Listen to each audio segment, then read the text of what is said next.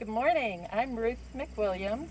I'm on TAUNY's Board of Directors, and I helped co-curate the St. Lawrence County Barn Quilts exhibit with Camilla Ammirati.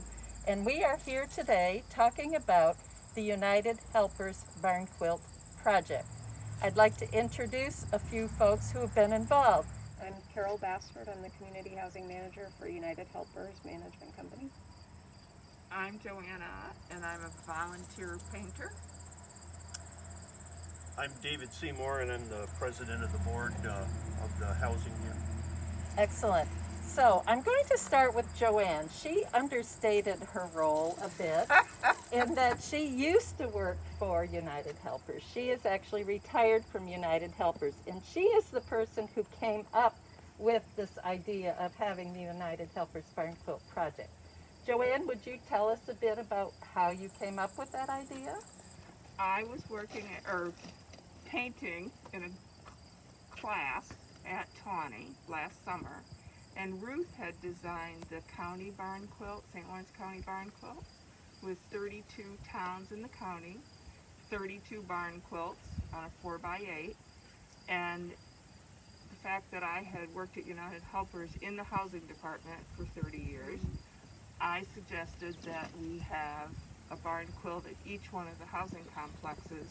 So we went to Carol, who's the current director, and asked permission to make that happen. And so there will be 16 facilities in the county of St. Lawrence coordinating with the St. Lawrence County Barn Quilt, as well as the history of the community, thanks to Ruth, who has designed all of these barn quilts.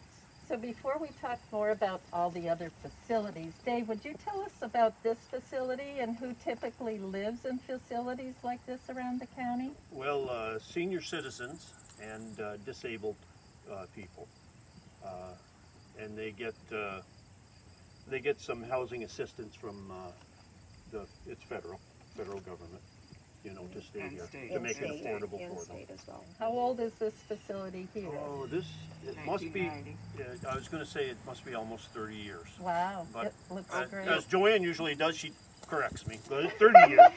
July 5th, 1990, they opened. Carol, would you tell us a little bit more about the facilities across the county?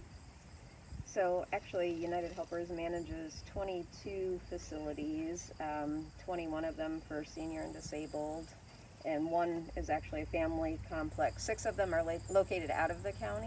Most of them have a board of directors that have hired United Helpers to manage them. Some are a little bit different of a structure. Beth Snyder, who is standing over to the side, has actually been the main contact. So, just making sure that the designs do go along with the town that the complex is located in, and some of the history on how that complex came to be in that town. Okay. Yeah. But it's an interesting relationship in this project between the United Helpers organization and the facilities structure. I mean, we've had to work both sides of that. Right. Mm-hmm. Yeah. So. I'm Mary Jane Watson. I've been a lifetime resident of the town of Colton, and I was involved with the Racket River Blueway Corridor project a few years ago.